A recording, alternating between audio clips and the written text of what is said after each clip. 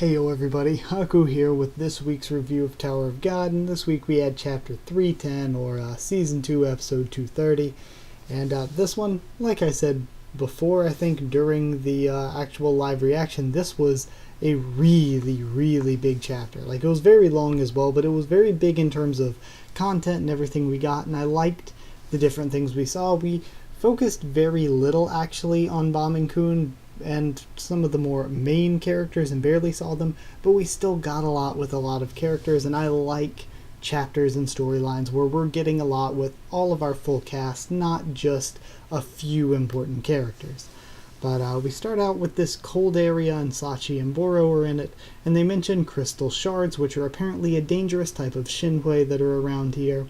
They are on the 40th floor, or at least arriving at the 40th floor, and they're going to be going to the station there. And also we find out from what Sachi says that Khun has been with Evan all day, and that Sachi knows a scout, a very talented scout, on the 40th floor. Now we get there, and it is called the Mushroom Farm, the 40th floor station, and Boro and Sachi go out there. Then, after the title card, we switch over to Baam training with the God of Guardians to control a new Shinsu style, or like a Shinsu style that lets him naturally control it instead of controlling it how regulars do based on contracts. He manipulates the Shinsu naturally around him more.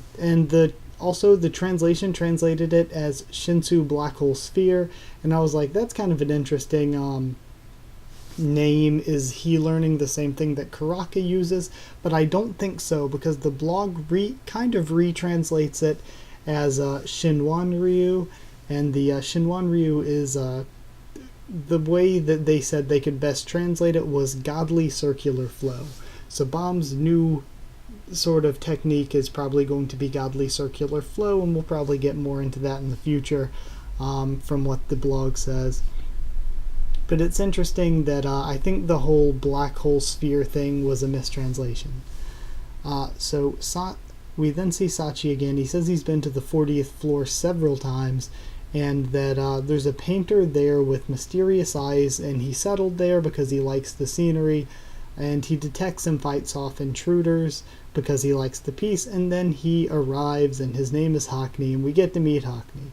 Now, these two guys named Jordan and Haku try to stop him from getting on the train, but he grabs them with Shinsu from this sensor type thing that he carries around, and gets on the train with Sachi and Boro. Now, I loved him talking to Sachi here when they first sort of reunite, and Sachi talks about finding Rowan, and I love that, how he's like, well, I kind of found her, and now I have a new reason for climbing. I really like that with Sachi. Now, also, Albelda waifu shows up, and man, you guys know, Albelda is best girl, my favorite waifu, and she's there with Bero and Irudo, and I had to take a double take in the live reaction at Irudo's jacket. Her coat is so cute. She's like a little fluffy rabbit. So yeah, Rabbit Boys for life for Irudo this time. Hockney, we then find out, is searching for a painting, and he's looking for the final piece. It was stolen from him. He painted it before he started climbing the tower. It was stolen, split into 6 pieces, and he's climbed up the tower collecting all the 5 other pieces, and now the last one is supposed to be on the train. Emily has told him it's hidden on the train.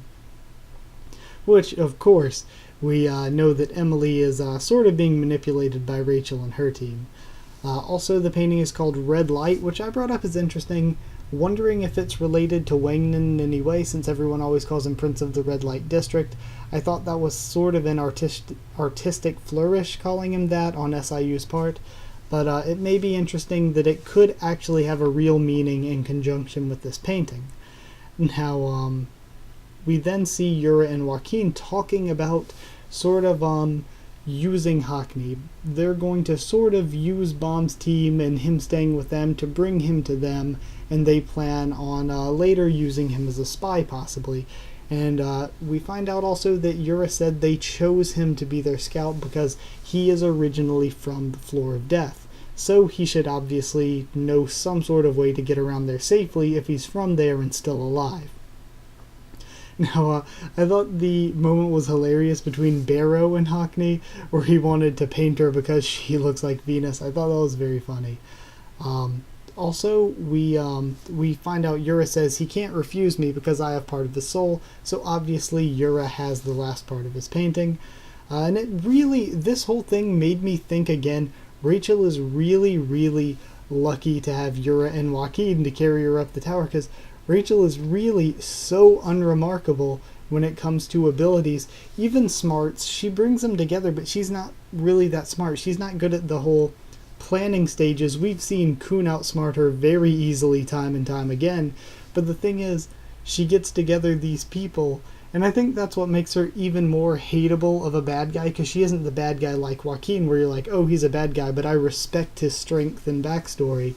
But she's more of a bad guy that just uses other people, because she has no real strength. We've seen her in the test where they have to fight something. Joaquin is pretty much soloing all of their tests and pushing her through physically, and then when it comes to actually making plans, Yura is the one executing all the plans and going through all the thinking processes. So with Yura as the brains and Joaquin as the brawn, Rachel really is just lucky she has them to help carry her up the tower. So then we actually get to see Misang and Prince, and Misang offers Prince her coat, and Wangnan actually said, or Misang and Wangnan. Sorry, I said Prince. Misang offers Wangnan her coat, and when she offers him her coat, he says, "Nah, I'm good. I'm from a place that's cold." So I think it has a lot of people wondering if he's actually from the Floor of Death. It's a possibility, but I feel like we're getting Hockney, who just came from the Floor of Death. I think having another person, just finding out Wangnan is from there, I don't know. I think it'd be better off if we held off on that and found out he was from kind of a cool place later on. Then we find out that yesterday in the Tower of God time, Rachel agreed to spare Horiang if Wangnan joins her. And I love the way when she walks back in, the way Misang looks at her. And this really made me think a lot more about Misang's character, because you forget, because she really doesn't get a ton of screen time. Misang has been with Baam since the Baam and Wangnan since the very beginning of Season 2. She has been a part of our main cast for a long time and has gone through a lot of shit with our group. And you really forget that because Misang's not in the forefront very often.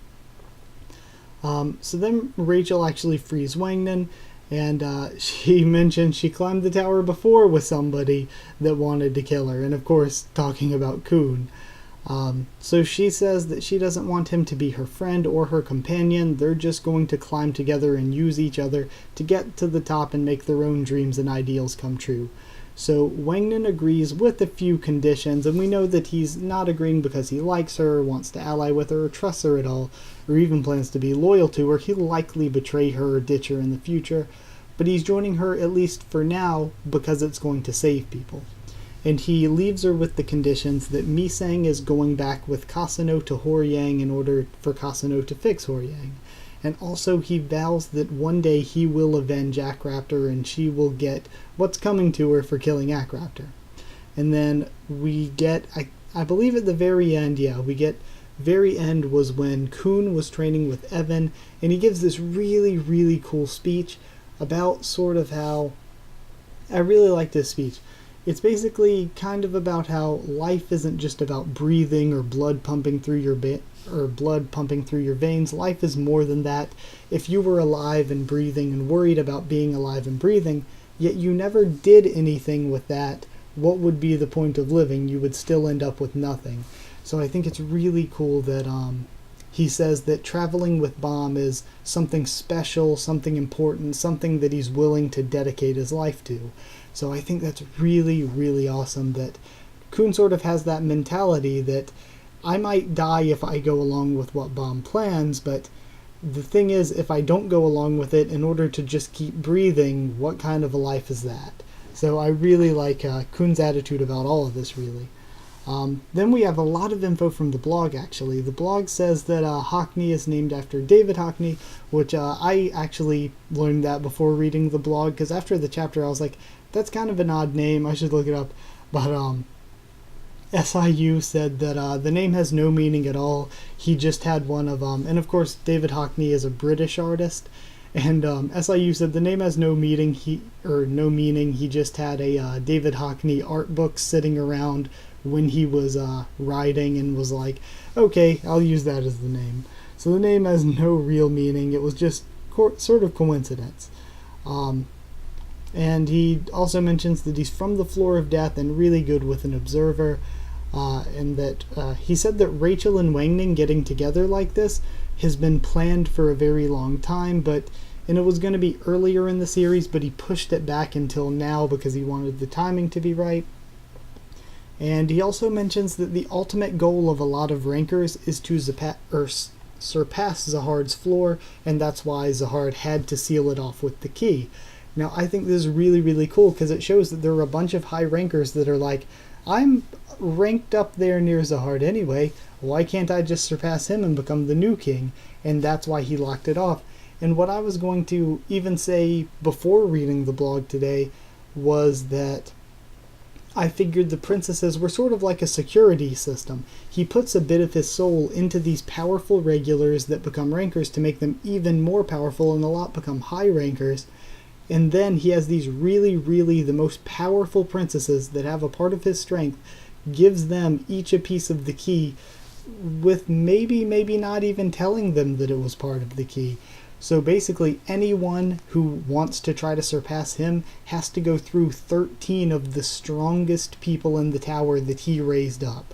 So he is essentially making the princesses into this big security system for himself.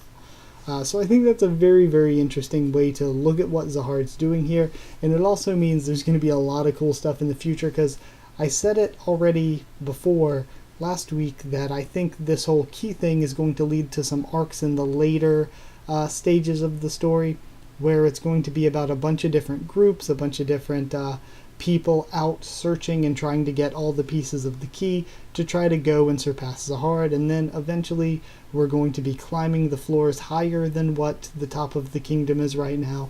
So I think it's really, really cool to show that there are already those groups in play, get hinted at it, that there are already people in play trying to surpass Zahard. Then next up, last up even, we found out that he said that there's going to be actually more detail coming about Khun's past and why he feels this way about life and climbing with Baam, coming in a Khun family arc. So we are getting a Khun family arc apparently. I think a lot of people kind of thought we were because of all the things we found out about his family. So in a future arc about that, we'll learn more about why Khun is treating the situation this way. But overall, chapter as a whole, I really thought it was amazing and super, super important to the story. I love the cold weather and the winter outfits. Irudo and Albelda are so freaking cute. I loved seeing more Sachi and Boro because I really, really like those characters. Hockney was a really, really cool new character. I love the design, his personality, and his story so far, and his backstory and everything. I think Hockney is going to end up being a really cool character, whether he stays with us or flips over to Rachel and back to us, or whatever he decides to do. Now, also, lastly, I thought that the Joaquin and Yura conversation was really cool, and the Wangnan and Rachel conversation was great. And because of all that together, the conversation there, seeing a little bit of Baam and Khun, getting a bit of focus on Sachi and Boro with a new character, Hockney, coming into our team. Because of all this, I'm giving this one 9.25 painters out of 10. Paintings, red light paintings, I don't know. But 9.25 out of 10 just because I kept going back and forth with, I didn't really think this needed a perfect score. It didn't really deserve that. But I felt like it needed more than a 9. I struggled a lot with what actually to score this, even though the scores aren't even the most reliable way to tell what I think about something.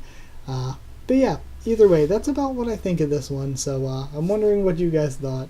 Like if you did like this video, and comment down there to tell me what you guys thought about this chapter and about my thoughts on this chapter.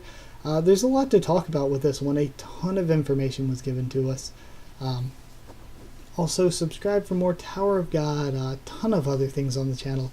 Other anime, manga, comics, games, just tons of things. And follow on Twitter if you want, and I'll try to keep you updated there as best I can on stuff for the channel. That's it, so thank you once again for watching, and I'll see you all next time.